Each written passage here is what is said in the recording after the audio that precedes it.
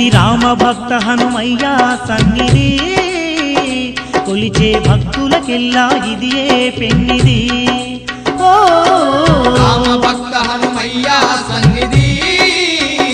కొలిచే భక్తులకెల్లా ఇదియే పెన్నిది పవిత్రమైన క్షేత్రం